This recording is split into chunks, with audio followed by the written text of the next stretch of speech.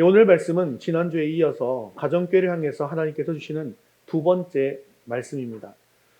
오늘은 주님께서 원하시는 교회, 교회의 존재 목적이 무엇인가에 대해서 살펴보도록 하겠습니다.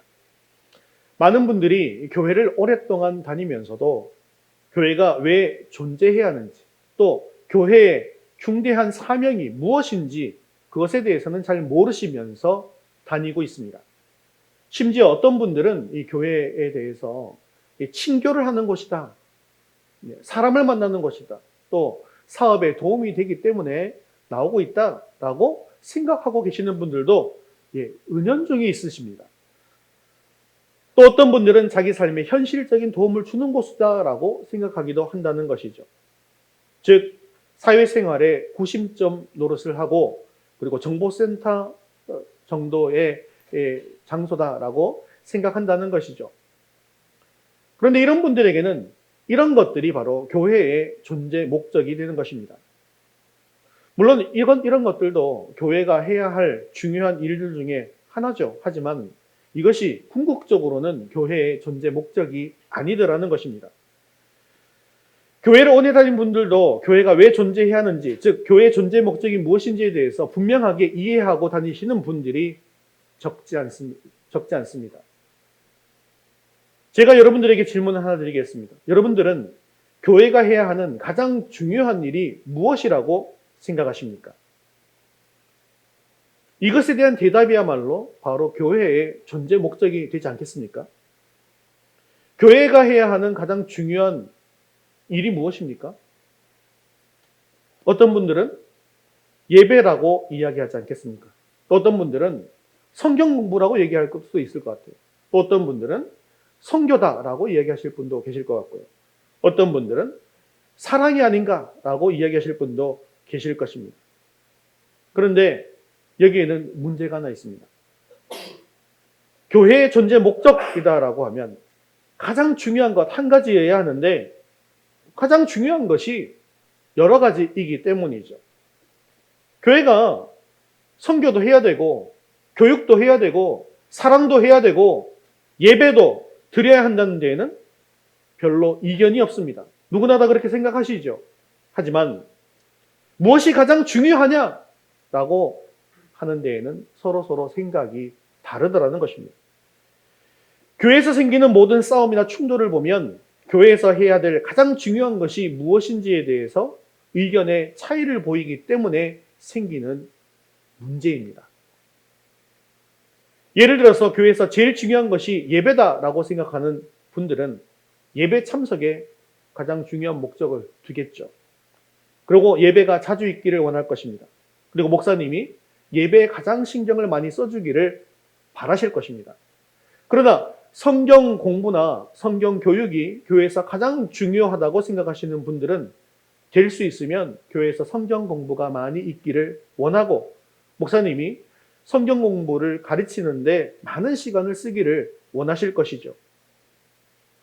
이렇게 서로 중요한 것이 다르다 보면 충돌이 생깁니다. 예배가 제일 중요하다고 생각하시는 분들의 눈에는 성경 공부가 가장 중요하다고 생각하시는 분들이 지적인 유희를 즐기는 사람, 은혜를 모르고 머리만 큰 사람으로 이해된다는 것이죠. 반대로 성경 공부가 제일 중요하다고 생각하시는 분들이 보기에는 예배가 중요하다라고 생각하는 분들이 율법주의자인 것 같고 또 교회에 와서 예배만 드리고 가는 내용 없는 신앙생활을 하는 사람이다라고 보일 것이기 때문입니다. 이러한 견해 차이 때문에 교회에서 의견이 엇갈리고 충돌이 생기는 것입니다. 그렇기 때문에 우리는 교회 존재의 목적이 무엇인지, 교회에서 해야 될 일이 가장 중요한 일이 무엇인지에 대한 이해를 가져야만 주님께서 원하시는 교회를 세워나갈 수 있다는 것이죠. 오늘 말씀을 통해서 주님께서 우리 위더스 교회를 세우시면서 무엇을 원하시는지를 알고 교회의 존재, 가치와 목적이 무엇인지를 올바로 깨달아서 주님께서 하신 이 명령에 충성할 수 있는 저와 여러분 되시기를 주님의 이름으로 축원합니다. 우리 첫 번째 같이 읽겠습니다. 교회의 존재 목적은 제자를 삼는 것입니다. 자, 그러면 예수님께서 교회의 존재 목적에 대해서 무엇이라고 말씀하셨는지를 한번 살펴볼까요? 교회가 해야 하는 가장 중요한 일이 무엇입니까? 그것이 바로 오늘 본문 말씀인 마태복음 28장 18절에서 20절까지의 말씀 속에 나와 있습니다. 함께 읽겠습니다.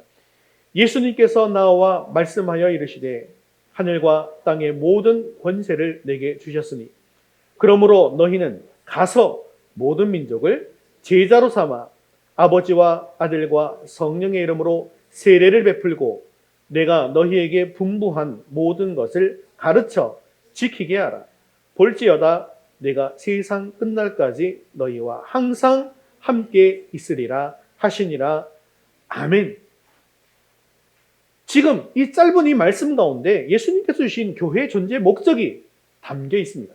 왜냐하면 이 말씀은 예수님께서 승천하시기 전에 제자들에게 마지막으로 주신 유언과 같은 말씀이었기 때문입니다. 사람은 죽을 때 가장 중요한 말을 남기죠. 예수님도 승천하시기 전에 이 중요한 말씀을 남기신 것입니다. 우리가 읽지 않은 16절 말씀에 보면 이 말씀은 갈릴리에 있는 산에서 11제자들에게 주신 말씀입니다.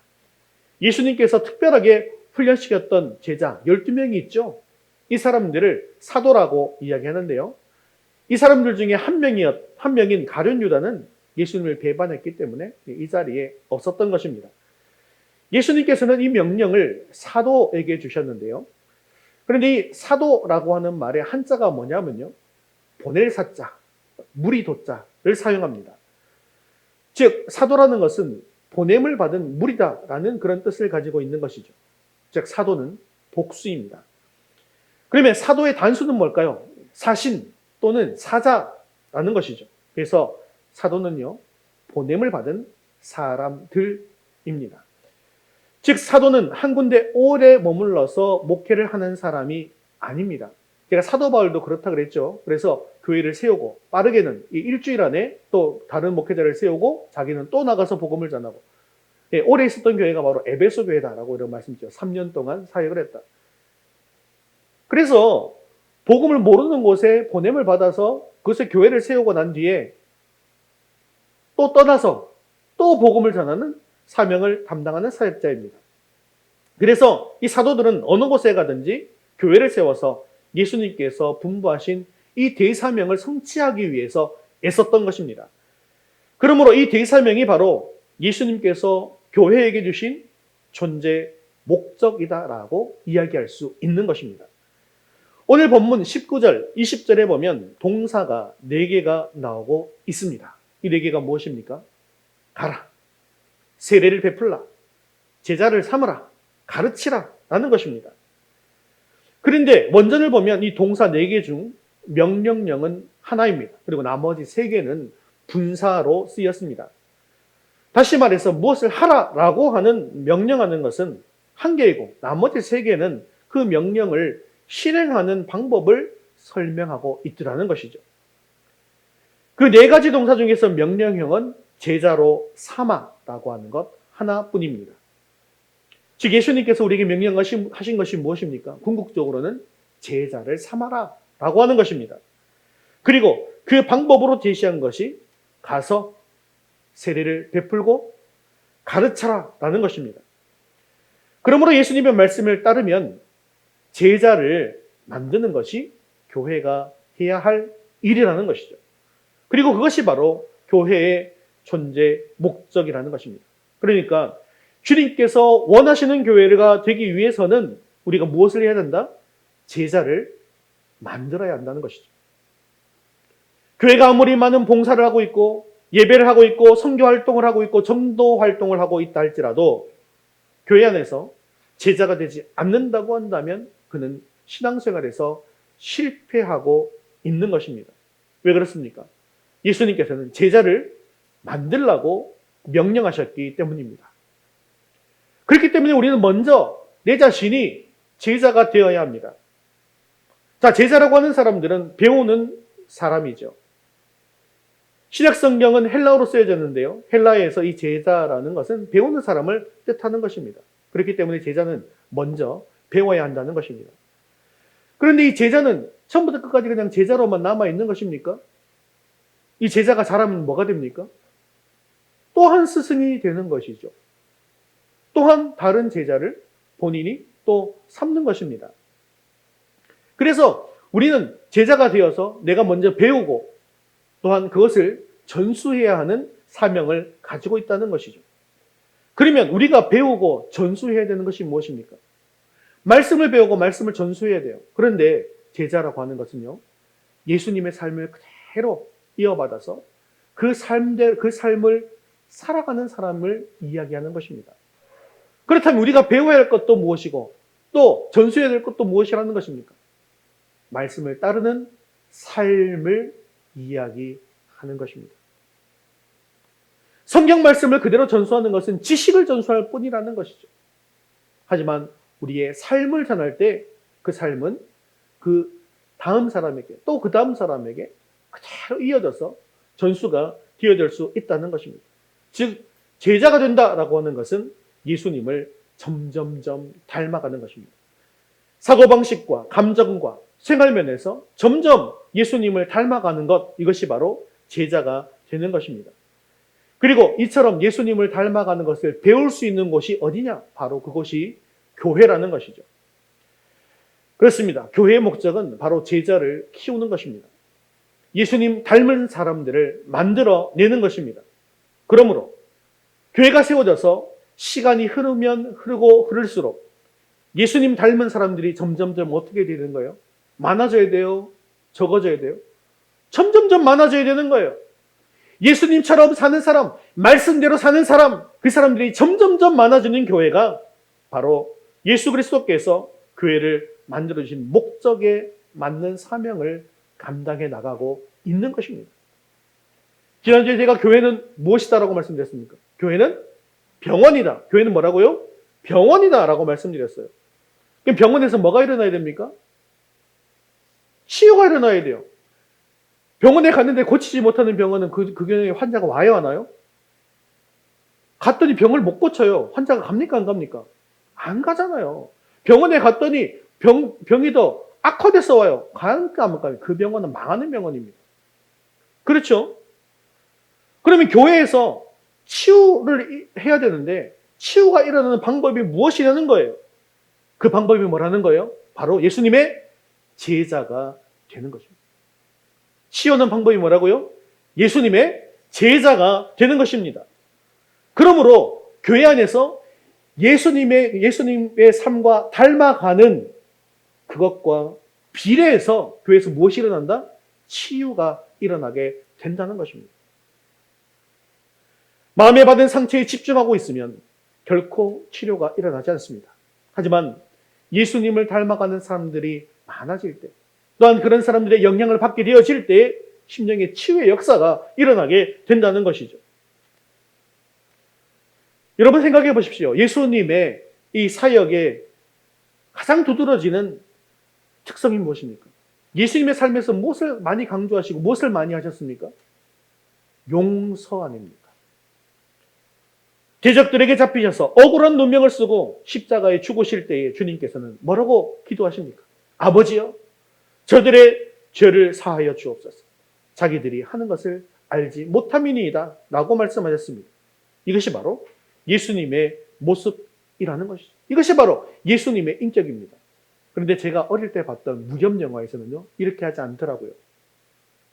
지금 저는 아직도 그런 무협 영화의 장면들이 생생합니다. 사부가 적에 의해서 죽게 됐어요. 그럴 때 죽으면서 펑펑 울고 있는 제자 앞에서 뭐라고 이야기합니까? 나의 제자들아, 너희는 목숨을 바쳐서 나의 원수를 꼭 갚고 복수를 해라 하고 죽지 않습니까?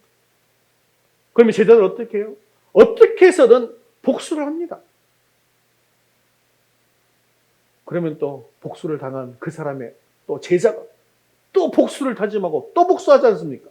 이 계속해서 다람쥐 쳇바퀴 돌아가는 것처럼 돌아가게 되더라는 거예요. 그런데요, 예수님처럼 남을 용서할 때 우리 마음속에서는 이상하게도 치유의 역사가 일어나게 된다는 것입니다. 우리 마음속에는 남에게 받은 상처들이 은근히 남아 있습니다. 아주 어렸던 시절에 받은 상처도 있습니다. 또 내가 장성했지만 지금도 받는 상처가 있습니다. 그런데 이런 상처들은 아무리 다른 사람에게 하소연한다 할지라도, 하소연하는 그 당시에는 좀 마음이 시원하고 뭔가 좀 내려가는 것처럼 느껴질지는 몰라도 근본적인 치유가 일어나잖아요. 속에 계속 쓴뿌리로 남아있게 된다는 것입니다. 이 문제 때문에 기도를 해봅니다. 하지만 그래서 약간의 도움은 되는데 결국 치유가 되지는 않더라는 거예요. 그런데 이상하게도 나에게 상처 준 그 사람을 용서할 때 그 상처가 치유되는 것입니다. 미국에서 사역했던 어떤 목사님의 이야기인데요. 어떤 자매님이 몇 주 동안 교회를 빠지다가 어느 날 교회에 나타났습니다. 그런데 멀쩡하던 사람이 다리를 쩔룩쩔룩쩔룩 하면서 다니더랍니다. 이유를 물어봤더니 그동안 다리가 너무 아파서 교회에 나오지 못했는데 오늘은 간신히 교회에 나왔다는 거예요.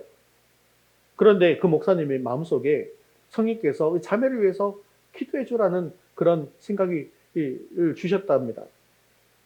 그래서 그 자매더러 목양실로 부릅니다. 언제부터 이 다리가 저리 오기 시작했냐라고 물었더니 한 달 전부터 그랬어요 라고 대답합니다. 그래서 다리가 이렇게 저리 올 즈음에 무슨 사건이라도 있었어요 라고 물었더니 그 자매는 대답을 하지 않고 한참 있더니 눈물을 툭툭 흘립니다. 그리고는 이렇게 이야기했다고 합니다. 새 집으로 이사한 후에 비싼 집값을 갚느라고 경제적인 압박을 심하게 느끼게 되어지니까 남편이 이 자매보다 나가서 직장을 구해서 돈을 벌어 오라고 강요를 하더라는 거예요. 한국에서는 방송국 일을 하는 자매였답니다. 그런데 그런 일들을 미국에서 찾기가 쉽지가 않았답니다. 그것 외에는 할 줄 아는 일이 없는데 자꾸 직장을 잡으라고 하니까 그것이 남편에 대한 원망으로 자리 잡게 되었다는 거예요. 결혼할 때는 집에서 살림만 하면 되는 줄 알았는데 갑자기 그런 상황에 부딪히고 나니까 너무나도 힘들었다는 거예요. 사정을 다 듣고 난 뒤에 목사님께서 말합니다.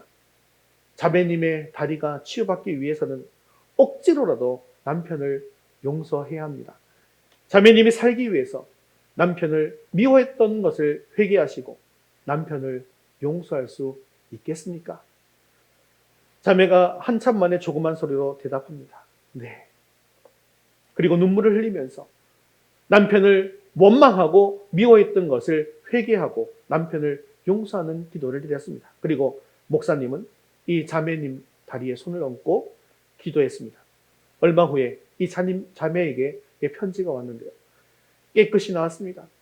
하나님의 능력을 경험하는 귀중한 체험을 할 수 있도록 해주셔서 감사합니다. 라는 것입니다. 물론 이것은 한 목사님과 자매의 간증이고 한 예일 뿐입니다. 하지만 우리는 예수님을 닮으면 닮을수록 우리 심령에 또 영육간에 더욱더 강건함을 얻게 된다는 것이죠. 그러므로 육적으로, 영적으로 또 정신적으로 치료받기 위해서는 예수님을 닮은 인격으로 변해가는 것이 가장 좋은 길이라는 것입니다. 이처럼 예수님 닮은 사람들이 되어갈 때 우리 안에서는 알게 모르게 치유의 역사가 일어나게 되더라는 것입니다. 교회가 병원이 되기 위해서는 그리스도를 닮아가는 이 제자들을 길러내야 합니다.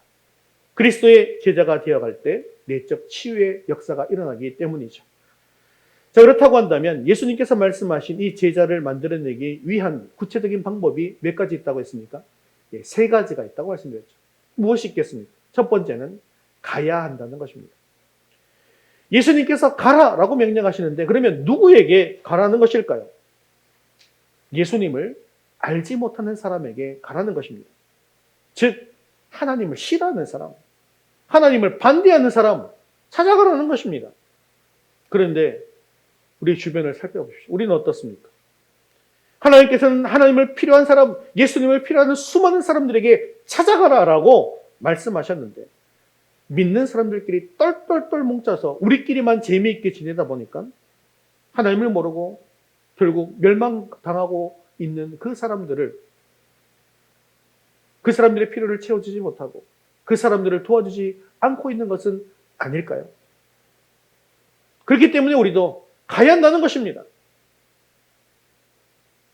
예전에 술 마셨던 사람, 노름했던 사람, 나쁜 일을 많이 했던 사람, 그래서 그 사람은 안 믿는 사람이라고 내가 절교해버렸는데, 그리고 멀리 해버렸는데, 그 사람들을 어떻게 하라는 거예요? 찾아가라는 것입니다.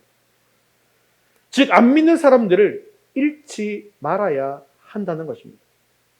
또한 우리 주변에는 기독교다라고 하면 치를 떠는 사람, 또 다른 종교를 가지고 있는 사람, 자신은 절대로 종교를 믿지 않고 나만 믿는다, 그래서 나는 악교다 라고 하는 그 사람을 찾아가야 한다는 것이죠. 왜 그렇습니까? 그 사람을 찾아가야지만 예수 그리스도를 전할 수 있기 때문입니다.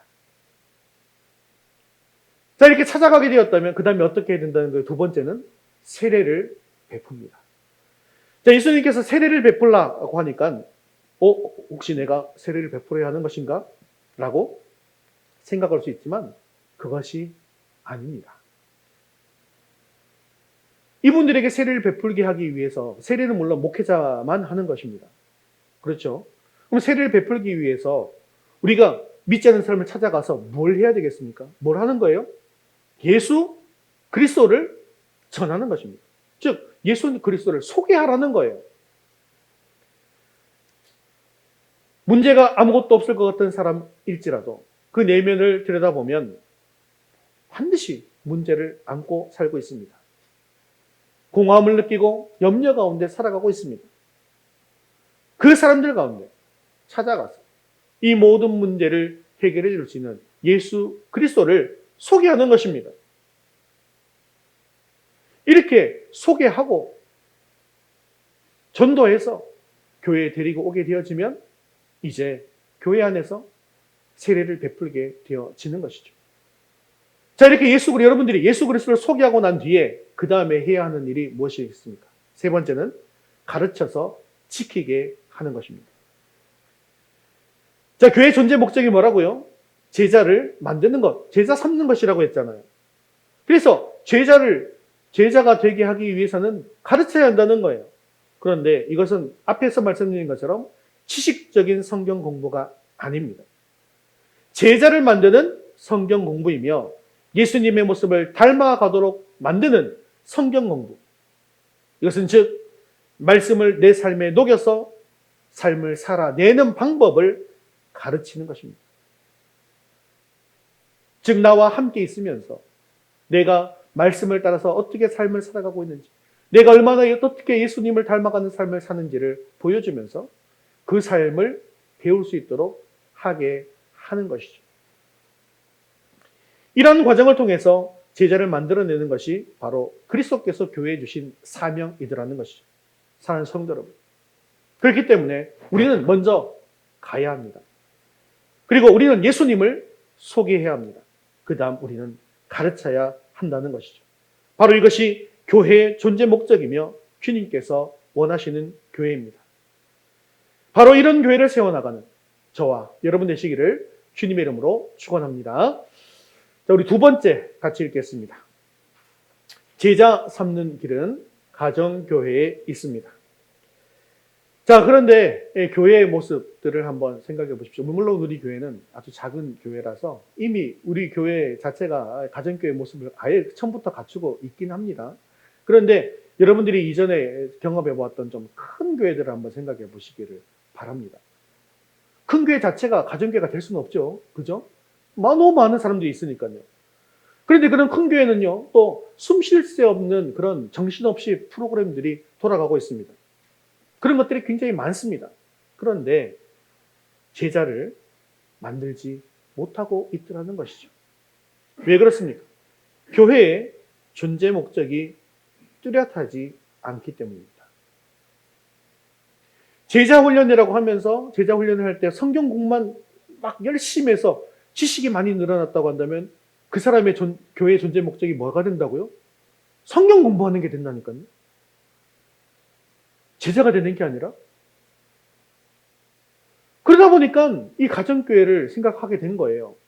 제자를 키워낼 수 있는 가장 좋은 방법이 가정교회에서 통해서 일어난다라는 것이 이미 많은 교회에 이 가정교회 사역을 통해서 증명이 되고 있기 때문입니다. 제자를 어떻게 만들어내겠습니까?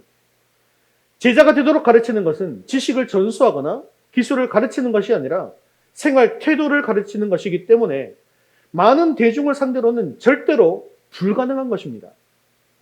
많은 대중을 상대로는 지식이 전달될 뿐 삶이 전달되지 않기 때문이죠. 제가 창원대교에서 마지막 부목사 생활을 이제 마감하면서 교회에서 이제 개척을 하라고 요청을 했기 때문에 그때 이 교회의 비전과 교회 사회가 어떻게 해 나가야 될까라고 하는 찰나에 제가 가정교회를 소개받은 것이죠. 그래서 이 가정교회 목회자 세미나에 참여하게 됐거든요. 그런데 그 세미나에 딱 가면서 첫 번째부터 너무나도 깜짝 놀랄 일이 있었어요. 왜냐하면 제가 차를 안 가져가고요. 집사람한테 차를 좀 태워달라고 했습니다. 그 교회까지. 안양에 있는 은광교회라는 곳인데요. 그런데 교회 앞을 싹 지나가는데요. 아니 무슨 환영하시는 분들이 교회 앞에 막 쫙 서 있는 거예요. 사실은 언제 도착할지도 모르거든요. 시간이 정해있지만 몇 시부터 올지 모르잖아요. 그러니까 한참 전부터 서 있을 수 있어요. 쫙 서 있는 거예요. 너무 부담스러운 거예요. 왜냐하면 막 앞에 오니까 막 호텔에서 막 문 열어듯이 문 막 열어주고 트렁크 막 열어서 막 짐 막 다 들고 가고 막 이렇게 하는 걸 먼저 봤거든요. 너무 부담스러워서 한 100m쯤 됐을 거예요. 좀 떨어진 저쪽에 좀 세워주세요. 집사람한테 그렇게 해서 멀리 싹 지나서 멀리 탁 세웠어요. 그리고 문을 열고 제 트렁크를 딱 꺼내는데요. 저쪽에서 쫙 도열해 있던 사람들이 어떻게 하는지 아세요? 막 뛰어오는 거예요. 막 뛰어와요. 진짜로요. 한두 명이 아니에요. 막 여러 명이 막 뛰어와요. 뛰어오더니 제 짐을 지금 목회자 세미나 오신 거죠? 환영합니다. 사랑합니다. 막 그러시면서 막 짐을 들고 막 여기쪽으로 가세요. 막 이렇게 처음부터 깜짝 놀랐어요. 그래서 처음에는요. 야, 여긴 좀 특이한 데구나. 특이한 데구나. 뭐 가정교회라는 게 많이 안 알려졌으니까 막 이렇게 막 열렬히 환영하면서 좀 좋은 느낌을 주려고 하는 거구나 정도로만 생각했습니다. 네, 그게 아니었어요. 목회자 세미나 하는 일주일 내내 하나도 바뀌지 않은 똑같은 거예요. 그게 똑같은 것입니다. 그리고 저를 담당했던 목자 가정에서 숙박도요, 호텔 이런 데서 안 재웁니다. 일부러 목자 가정으로 데리고 갑니다. 숙박도 목자 가정으로 가서 숙박하게 되었거든요. 저랑 다른 목사님 한 분, 두 분이 가게 됐는데. 그런데요, 무슨 집을 화장실도 호텔 화장실처럼 아주 예뻐요. 이렇게 다 착착착 해놓고요. 그리고 본인들이 쓰는 안방, 침대를 딱 내주더라고요. 그래서 본인들은 작은 방에서 두 분은 주무시더라고요. 저는 그런 데서도 굉장히 감명을 받았습니다. 손님들을 이렇게 대접하는 거예요. 근데 그분들은 우리를 뭐라고 부르냐면 천사라고 부르더라고요. 뭐라고요? 뭐라고요? 천사. 네, 천사를 대접하는 거. 저는 대접하는 거예요. 그리고 교회 처음 온 사람들을 우리는 뭐라고 부르죠? VIP. VIP가 뭡니까? 가장 중요한 사람. 가장 중요한 사람을 대접하듯이 대접하더라고요.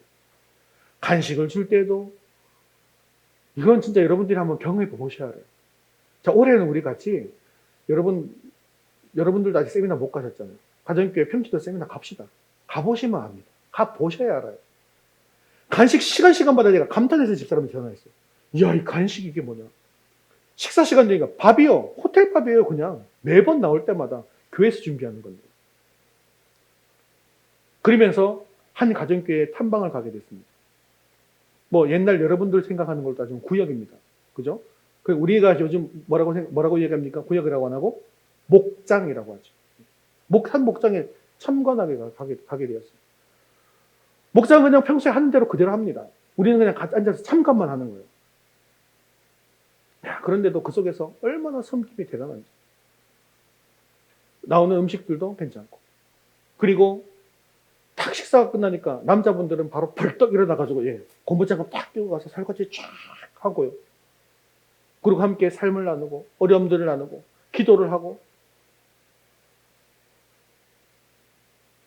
한 7시에 모인 것 같은데 11시 반에 끝났어요. 뭐 나눌 게 너무 많고 기도할 것이 너무 많고 감사할 거리가 너무 많으니까요. 그 속에서 막 서로 챙겨주는 모습들, 기도해주는 모습들, 사랑하고 섬기는 모습들, 그 필요가 무엇인지를 챙기고, 또 VIP가 누군데요? 또 이번에 어떻게 섬겼고요? 이분들 위해, 이분들이 이 VIP가 어려움이 있어요. 기도해 주세요. 이런 것들을 가정교회 안에서 7명, 8명이서 하는 겁니다. 예수님께서 제자를 만드시는 방법을 보십시오. 12명의 제자를 뽑습니다. 그리고 3년 동안 함께 생활하면서 제자를 길러내셨다는 거죠. 사실 그러므로 예수님의 이 12명의 제자들이 가정교회의 원형이라고 볼 수 있는 것입니다. 그리고 계속 우리가 살펴봤듯이 초대교회는 성전에서도 모이고 어디에서도 모였다고요? 가정에서도 모이고. 그래서 지금으로 따지면 성전에서 모이는 것이 우리의 이 대그룹 예배가 되어지는 것이고, 그래서 주일 연합 예배가 되는 거죠. 그리고 주중에는 가정에서 모이는 가정교회가 되는 것입니다. 그 가정교회들이, 여러 가정교회들이 연합해서 주일에 예배를 드리게 되는 것이죠. 여러분, 성경을 보면 아주 의아한 일이 있습니다. 예수님께서 떡 5덩어리와 물고기 2마리로 몇 명을 먹이셨다고요? 성경에는 5,000명이라고 되어 있는데, 여자와 어린아이까지 합치면 몇 명 정도 된다고요? 2만 명 정도 된다고 말씀드렸죠. 예수님께서 기적으로 2만 명을 먹이셨습니다. 즉 2만 명은요, 엄청난 기적을 경험한 사람들입니다. 그런데 사도행전 1장을 펼쳐보십시오. 예수님께서 약속하셨던 이 성령을 기다리면서 기도하고 있는 사람이 도대체 몇 명입니까? 120명입니다. 자, 그렇다고 한다면 나머지 다른 사람들은 다 어디로 갔단 말입니까? 예수님께서 십자가에 달려 죽으시기 전 그 주에도 많은 사람들이 성전에서 예수님의 가르침을 들었습니다. 또한 많은 감명도 받았습니다. 그런데 예수님께서 십자가에 못 박혔을 때 이 사람들은 다 어디로 갔단 말입니까? 즉 대거룩으로 목사님의 설교도 아니고 예수님의 설교를 직접 듣고 예수님께서 베푸신 기적도 직접 보았음에도 불구하고 대그룹에서 일어난 이 일들은 사람들에게 어떤 일도 없게 되었다라는 거예요. 그렇기 때문에 대중을 향한 사역은 제자를 키워내지 못한다라고 하는 것이 지금도 통계적인 결론입니다. 강단에서 선포되는 설교를 통해서 회중들에게 제자가 되고자 하는 마음까지는 갖게 할 수 있습니다. 하지만 실제로 제자를 만들어내지는 못하더라는 거예요. 그러나 가정교회와 같이 작은 무리들이 삶을 나눌 때에는 비로소 제자가 만들어질 수 있는 것입니다. 또한 전통적인 교회 구조로도 선교는 할 수 있습니다. 물론 예배도 잘 드릴 수 있죠. 사회봉사도 너무 잘할 수 있습니다. 그러나 제자를 만들어내지는 못합니다. 제자를 만들어내는 것은 가정교회 구조로만 가능하기 때문이죠. 또한 가정교회는요, 전도의 방법으로도 아주 효과적입니다. 전통적인 교회는 어때요? 안 믿는 분들을 억지로 한번 예배에 참석시키고 나면 후속 조치들이 마땅하지 않습니다. 아직 복음을 모르는 분들에게 매주일 나와서 설교를 들어라 라고 강요하는 것도 사실 무리입니다. 그렇게 강요하기 때문에 또 교회를 안 나온다고 말씀하시거든요. 그러나 가정과 같이 따뜻한 가정교회가 있다고 한다면 이야기가 달라지는 것이죠. 그렇게 힘들어하는 분들을 가정교회로 초청하는 것입니다. 함께 식사도 하고 어떨 때는 함께하는 취미생활도 함께하고 또 도움이 필요할 때는 적극적으로 도와주는 것이죠. 그러면 그런 재미가 나서라도 가정교회에 나오지 않겠습니까? 그곳에서 사랑을 받고 또 마음속에 이런 생각도 들 것입니다. 야, 이런 따뜻한 마음을 가진 사람들이 믿는 예수님은 과연 어떤 분일까? 라고 하면서 신앙생활에 관심을 가지게 되죠. 그리고 마침내는 예수님을 구주로 영접하는 역사가 일어나게 되어지는 것입니다. 예수님을 안 믿는 사람들 중에는 믿는 사람들을 슬슬 피하는 경우가 많습니다. 왜 그렇습니까? 만나기만 하면 예수 믿어라! 교회 나가자! 하고 귀찮게 구니까요. 자기가 어떤 고민을 가지고 있는지, 어떤 문제를 가지고 무엇이 힘든지 여기에 대해서는 전혀 관심이 없고 자기가 하고 싶은 이야기만 하니까요. 그렇기 때문에 전도를 잘하기 위해서는 가장 먼저 안 믿는 분들의 이야기를 들어주셔야 한다는 겁니다.